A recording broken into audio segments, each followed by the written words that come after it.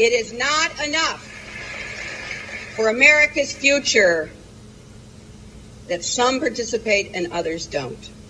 We have been given an extraordinary blessing, and at this moment in time, our country needs us. And we need people like George Soros, who is fearless and willing to step up when it counts. So please join me in welcoming George Soros.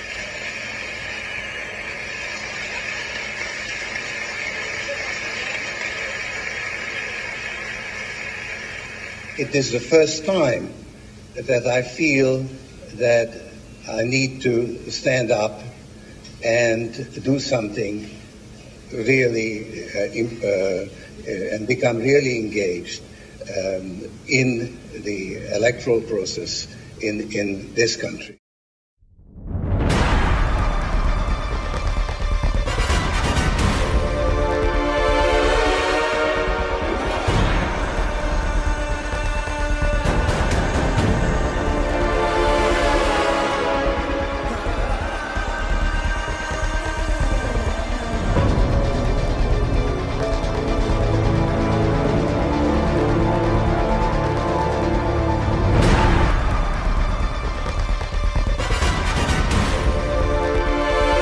We stormed the fucking Capitol. And for all you bitches on Facebook going crazy right now talking about it was Antifa fucking being infiltrating and that it wasn't us, it was us. We proudly took back our Capitol. I'm only here in my hotel room to get some gear on. I'm going back, baby. They brought the National Guard out for us and shit. So you love Donald Trump? Yeah. Really? Yeah. People don't think that... He's cool. He's good. He loves this country and loves people. Wow. He loves people. You make my eyes water. While helping this lady out with her car, she goes, "Go Trump." Yeah, well, Trump. He's an excellent guy. I never see a president that loves country like this and love people. Wow. He loves people. He has a soft heart, good heart. And that's why I came to help you, because we are true Americans, right? Yeah. Well, God bless you. God bless. Democrats have objected to counting the presidential electors every single time this century a Republican's been elected president. They spent 4 years trying to overturn the 2016 election. Democrats spied on a presidential campaign. They did impeachment in secret based on a so-called whistleblower whose identity only Congressman Schiff got to know. This Congress, they have closed the Capitol, enacted proxy voting, kicked Republicans off committee, and for the first time in American history, denied Republicans seats on a select committee that was chosen by the minority leader. They're trying to make D.C. a state, end the Electoral College, end the filibuster, pack the court, destroy executive privilege, take federal control of elections, and are currently allowing in jurisdictions illegal immigrants to vote. And finally, the January 6th committee has altered evidence and lied to the American people about it. But somehow they tell us it's President Trump and Republicans who are undermining democracy? Give me a break. Undermining democracy because we actually think you should show a photo ID when you go to vote? In 1 year's time, while Democrats are doing all that, in 1 year's time, they've given us record crime, record inflation, record illegal immigration. And as bad as all that is, it's not the worst. The worst is how they've used the virus to attack our freedoms, how they've used the virus to attack our First Amendment rights. And here's the irony. They used the virus to attack our liberties, even though everything they have told us about the virus has been wrong. They told us it didn't come from a lab. They told us it wasn't gain-of-function research. They told us it was only 15 days to slow the spread. They told us masks work. They told us we have a federal plan. Joe Biden said that himself. They told us there would never be a vaccine mandate. They told us people who get vaccinated can't get the virus. The vaccinated can't transmit the virus. And they told us there was no such thing as natural immunity. Think about this. Think about this. At the same time, Democrats require you to put on a mask, show your papers and an ID to get a Big Mac at McDonald's. They want to allow the federal government to stop states from requiring a photo ID to vote. Expired. This is ridiculous. Vote no on this legislation. Peaceful. I was there. If it had been up to me, I would have shot some of these people in the head. A sitting United States senator told a crowd of voters, some of whom were in Washington, D.C. on the day of these events, that if he had his way, he would have had unarmed American citizens shot in the head. But weirdly, Lindsey Graham won't come on this show, and that's a shame because it would be a worthwhile conversation. What about Liz Cheney, Senator? She is being talked about maybe losing her leadership position. Should she be punished? I think Liz Cheney is an invaluable member of the Republican Party. No, I don't want her to go anywhere. I think she should stay in leadership from my point of view. Why didn't you declassify the Russiagate transcripts before the election? Was there anything you could have done differently to make people feel that there was accountability for an effort to take down a candidate and then a sitting president? I told you this like 10,000 times. It's my job to perform oversight. But you had subpoena power. You had subpoena power. Yeah, well, I'm not going to issue subpoenas because people are frustrated. Please welcome Senator Lindsey Graham. What turns you on about Cruz? That he's not Trump. I think his campaign is opportunistic, race-baiting, religious bigotry, xenophobia. Other than that, he'd be a good nominee. Am I a citizen? Yeah. No, I'm not. Why? Do you have a green card? I do not. Trump wins. Your days are numbered, pal. Young black liberal guys from Africa is not going to work with him. Every Republican on the panel voted no, except for one. Do you know who that was?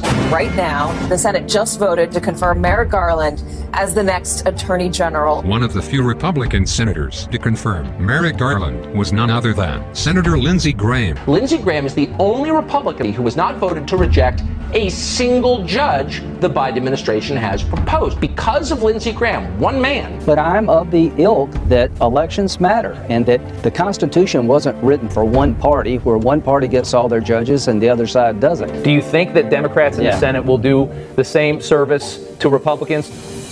No. Joe Biden, I've traveled the world with Joe. I hoped he lost. He won. He's the legitimate president of the United States. I've had 5 Republican senators talk to me, bump into me, quote unquote, who've told me they agree with whatever I'm talking about. But Joe, if I do it, I'm going to defeat it in the primary. The 5 traitors, and this is Republicans, and this is the scumbags and slime balls you have here in the nation's capital. He outed 5 Republicans, senators, have told him they agree with what he's doing, and they would actually vote and support him, but they're afraid of, wait for it, the War Room Posse. 5 senators tells him privately, we want to know who those 5 are. You 5, we need you guys to step up to the plate, Lindsey Graham, and tell us who you are. Hello. What is the most important issue your generation is facing today, and why? Our generation is experiencing an epidemic of censorship and entitlement. And it's because our professors and our celebrities are teaching students to be narcissists, to believe that any view that differs from their own is an existential threat. And this is what I experienced on my own campus with censorship, to the point where people believe that speech is violence so that they can threaten other people with violence simply because they disagree with them. Very good. And now your social impact pitch. Free speech. It is listed first under the Bill of Rights for a reason. Without it, all other liberties crumble. But today, we're watching free speech get hammered to the ground by the very institutions that are supposed to promote diversity of thought. Let me ask you something. Are you a student? Are you a teacher? Are you a professor?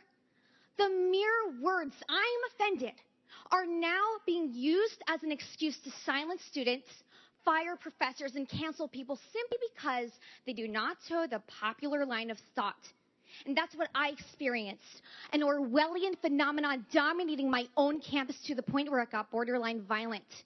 But through the Miss America organization, I will promote Miss New Jersey as Miss New Jersey by empowering the voices of young women who are not afraid to stand up for what they believe in and become. Since the start of the COVID pandemic, I've actually been rebranded, I guess you can say, as a leading expert in early intervention strategies executed on a large mass scale using the FLCCC protocol, as well as COVID patient ventilator protective strategies to optimize COVID patients on the ventilators. My story actually begins back in May of 2020. I was one of the original nurses that went to NYC to help with the COVID pandemic because, as we remembered, they needed nurses, and most importantly, they needed ventilators. Well, I was the whole package, a flight nurse that can manage ventilators. And when I arrived there, the gross negligence and the medical, malfeasance that happened in there and the complete medical mismanagement of these patients is what has led us to the situation that we're in right now. The pandemic and the hysteria that was created from poor public health measures and poor execution of appropriate early intervention strategies and the handicapping of medical professionals doing their job has led to where we are right now and into the crisis situation that we are in. I will use several key case studies that will represent larger descriptive statistical information for what I'm going to speak of.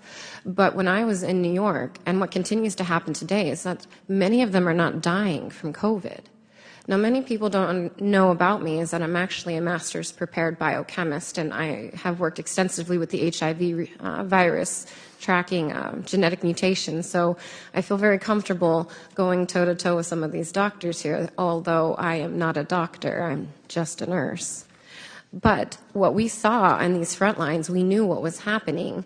And when we asked for the ibuprofen, they said, no, it was contraindicated. When we asked, why aren't we giving them steroids? Oh, well, it's not. We were just following orders. Following orders has led to the sheer number of deaths that has occurred in these hospitals. I didn't see a single patient died of COVID. I've seen a substantial number of patients die of negligence and medical malfeasance.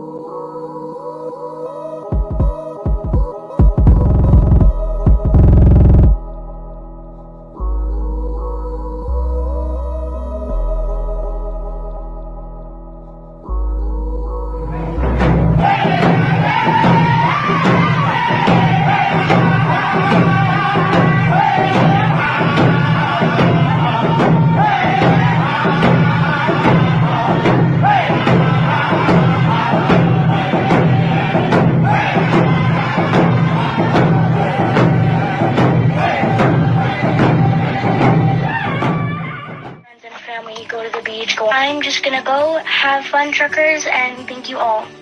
Thank you, truckers. Hi, my name is Gabriel. I'm from Manitoba. I'm turning 13 years old tomorrow, and I just wanted to say best birthday gift ever, having you guys fighting for us. I am so glad for you, truckers. You rock. Hi, my name is Matthew. I'm 12 years old, and I'm from Alberta, and I just want to say you guys are awesome. Keep on trucking. Good night, truckers. Thank you. To Santa Canada, truckers. I got a little guy here that wants to say something to the truckers. Thank you, truckers.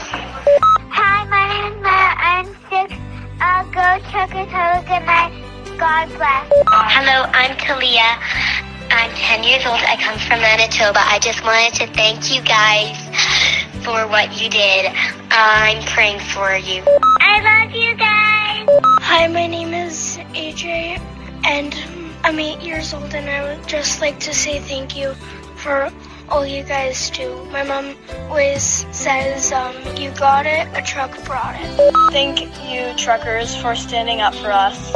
And I am 8 years old, and thank you for anything you do. I'm Austin, and the Macmon, and be glad you're doing those, put up the truck seat. And I like you, Mom Drum Handle, and I really love you when you're doing it. Thank you for fighting for my freedom. Good night.